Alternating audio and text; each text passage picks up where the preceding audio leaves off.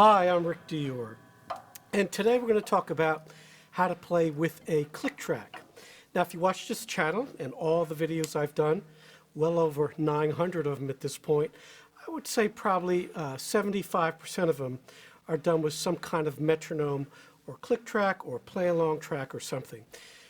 I think it's one of the most important things you could do, especially as a developing player, is play with some sort of sequence or click track or something that's got perfect time.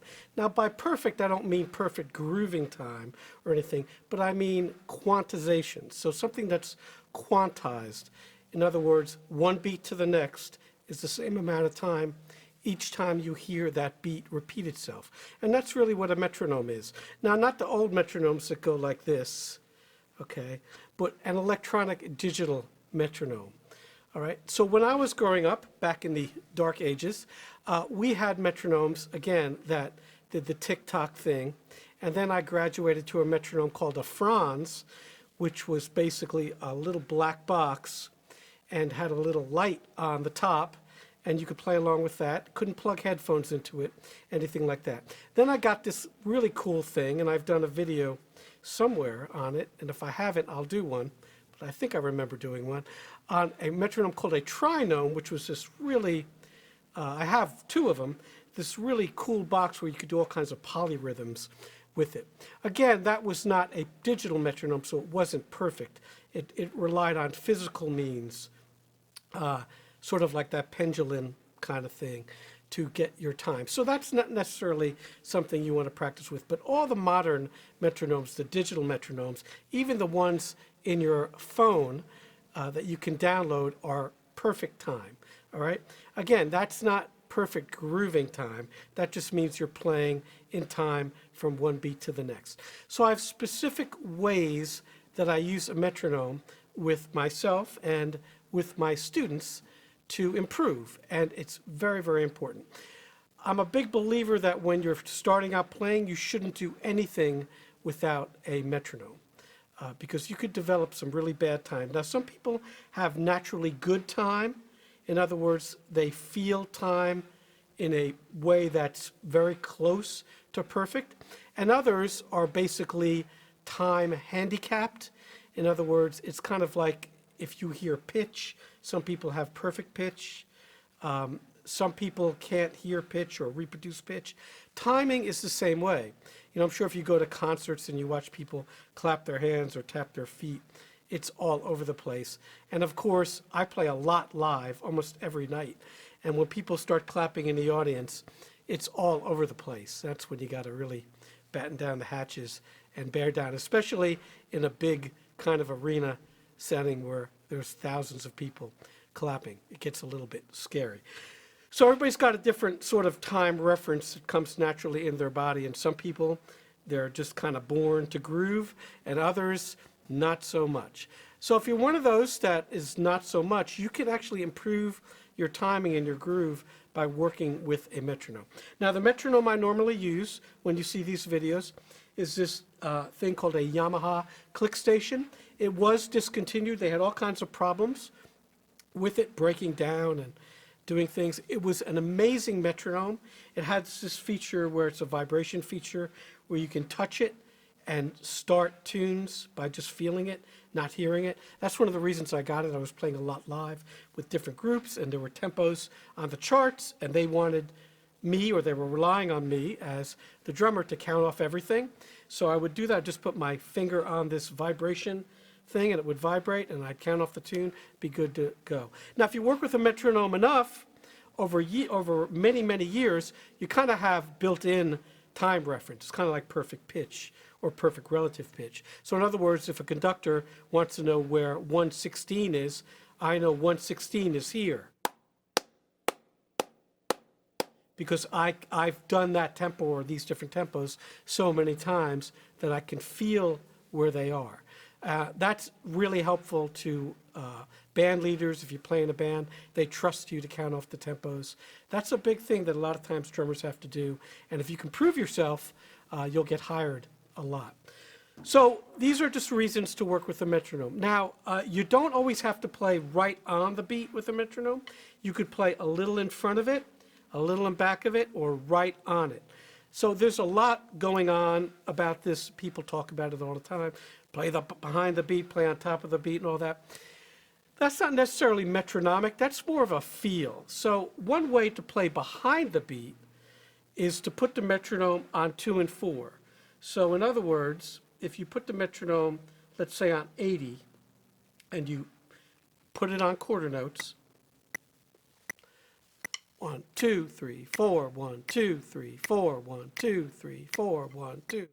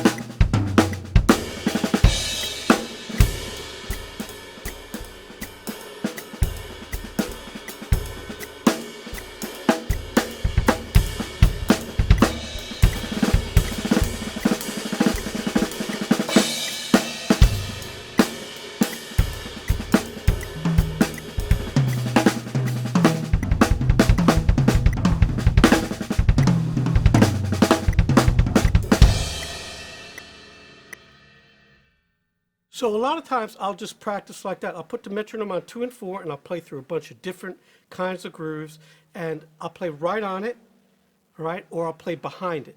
The way I do this is I'll put lots of space in the metronome. So if I have it on 16ths like this,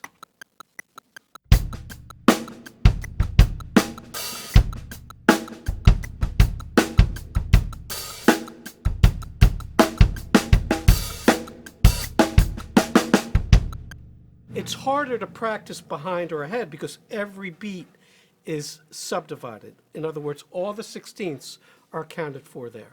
But if you put space like 2 and 4 or 1 and 3 or even 1, okay, you can practice like that, just have the first beat on each bar. You know, I used to practice like that, so there's more space. It's more of a time check. Then you can play around the beat because you have more leeway like this.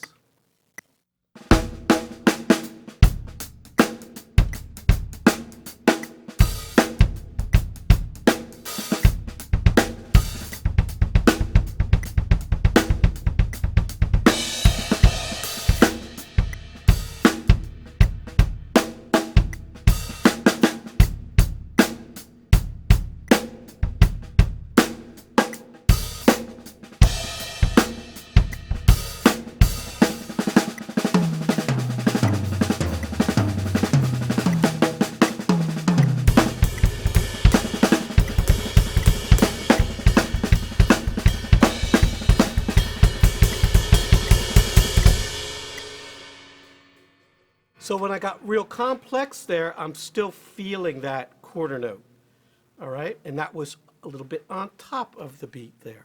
It's all perception, what you're feeling. Now, a lot of this behind on top of the beat really depends on the other musicians you're playing with. So if you're playing with a bass player who tends to play behind the beat, and there are lots of them out there, you need to adjust to that. Now, you got to be careful because if you play with someone like that, things can slow down. So you have to be kind of the traffic cop there and sort of split the difference. Really, it's all about something called elasticity, where as a drummer, you can kind of dictate where things go because all our sounds, or most of them, are short and staccato. So we have an incredible amount of power there where the time goes because our notes are short. Where a bass player who might be playing just, you know, half notes or whole notes, you know, basically big eggs there, those don't really have time there, all right? So you're creating the time. So different players are going to make you play in a different way. The magic is to adjust to those players. Every once in a while, you'll find another musician, usually a bass player, who you really love to play with because it just feels good. And that means they're closer to you in their time concept. And they're also more malleable. They're also more elastic. There are musicians who are completely unelastic. And those are the ones I do not enjoy playing with because they cannot bend time. They're almost stiff in their feel. The best thing as a drummer is that you can bend the time like that. You could make it feel a particular way, depending on what kind of music you're playing. That's where the metronome comes in. So many times I'm practicing precision, as you see on this channel. You know, I have these rock drums set up because I'm in the middle of recording this rock series. I think I'm up to number 7 now. And on all of these videos, I'm using this metronome a lot of times on 16ths.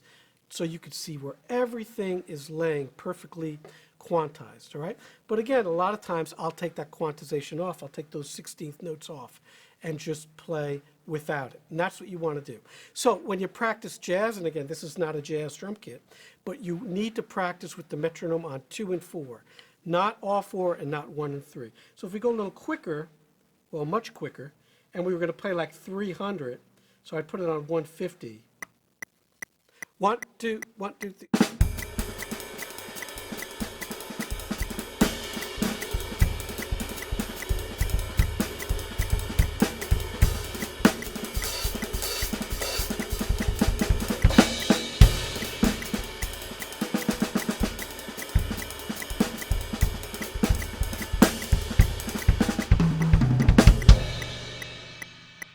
So that's a pretty quick tempo, right? But you see how I'm putting it on 2 and 4. I'm not putting it on all 4.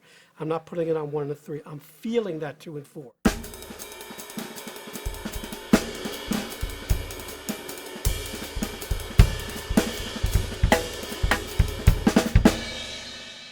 So that's without it. This is with it. 1, 2, 1, 2, 3.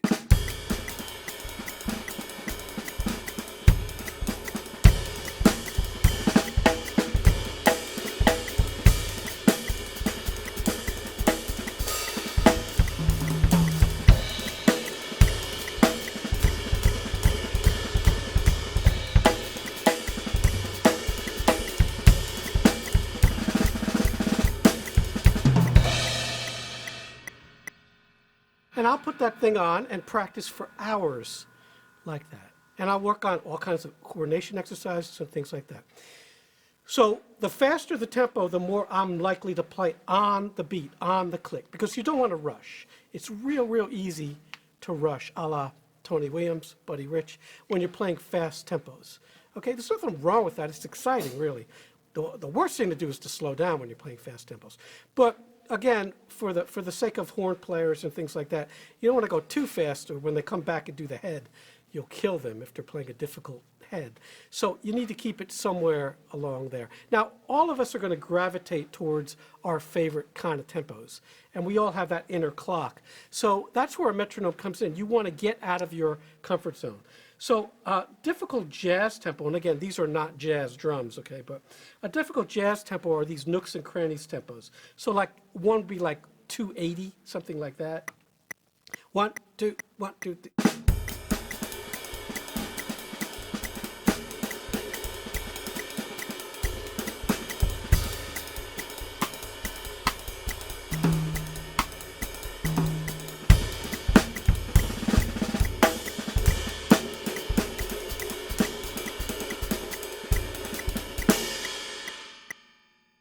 That's a tricky tempo because that tempo will rush. And by the time you're at the end of the tune, it'll be back up to 300. So that's something you can put on 2 and 4 and work with it so you don't rush and play over and over. And then go back to the 300 or 320, okay, which is super fast. So if we do 320, the metronome will be on 160 on 2 and 4. 1, 2, 1, 2, 3.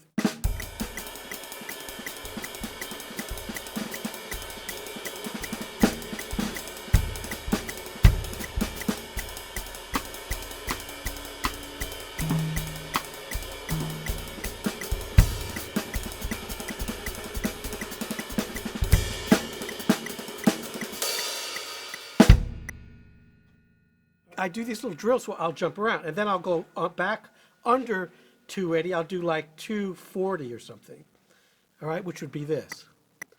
1, 2, 1, 2.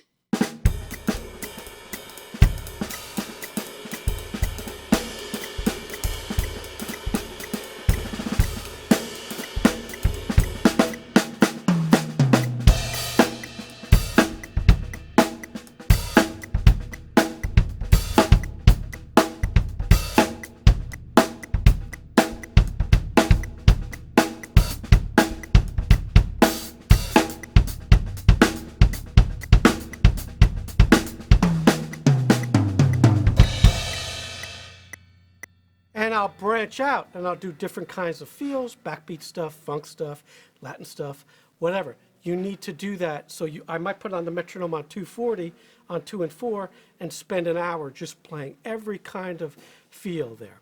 Now, the other thing you can do is use it for playing odd times. All right? So like, let's say I wanted to play in 7. Well, I put the metronome not in 7, but I'll put it in 4. So 1, 2, 3, 4, 5, 6, 7, 1, 2, 3, 4, 5, 6, 7, 1, 2, 3, 4.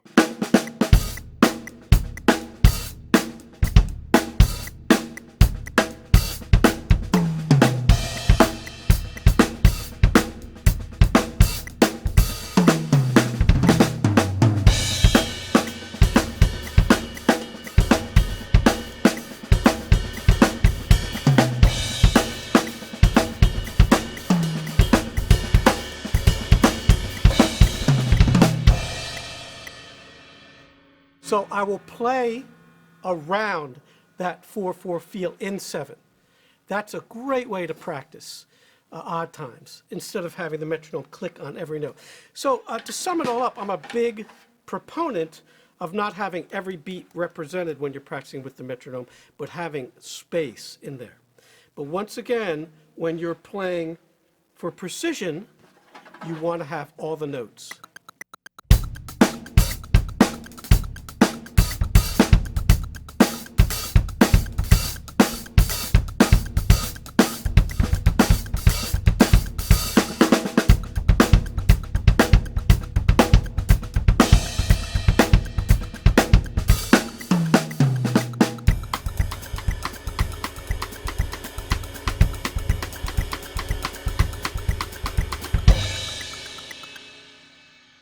So if I'm working on push-pull and I want it straight, I'll do that.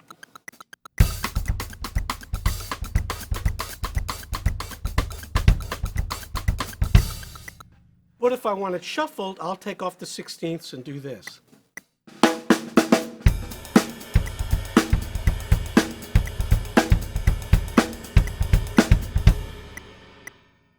So I have more space and everything's not right there being subdivided. And that's how I use the metronome. That's how I practice with a click track. Now, a quick little story here.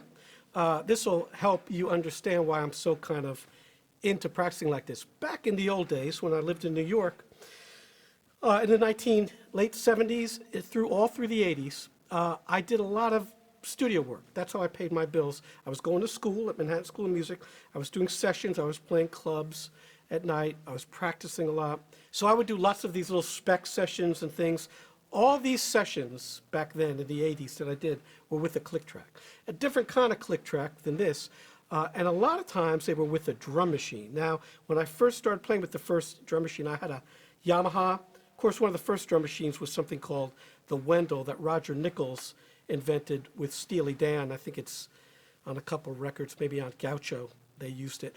That was kind of the first drum machine. Then the Linn drum, things like that. So back then, in the early 80s, you had these things popping up. Now, most drummers were not used to playing with that kind of machine. It was perfect, okay, because it was like a metronome, quantized. So what I did is I bought a Yamaha drum machine. I can't remember the model, but it was one of the first ones. And I would program it, and I would practice with it.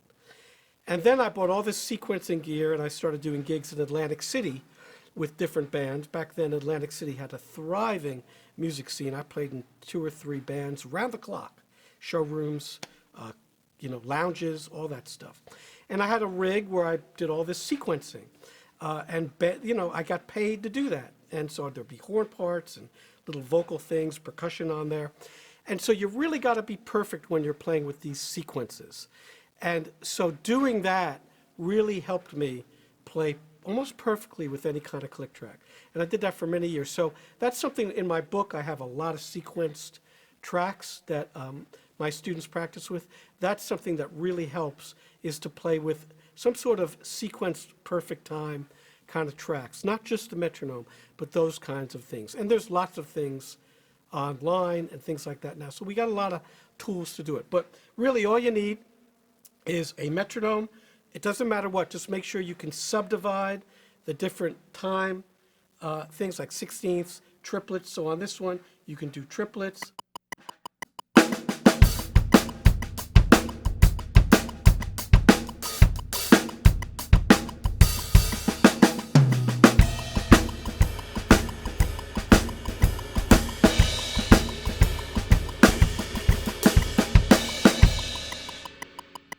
if you want to practice your shuffles, just every little beat is quantized and you can listen back, record yourself, and that's how you improve. And then when you get on the bandstand, the metronome goes away. You're the metronome, but you know how to do this. And again, you want to learn how to play in back or in front slightly. Again, it depends on the bass player and the other guys you're playing with or gals you're playing with, but use more space, so take away the triplet.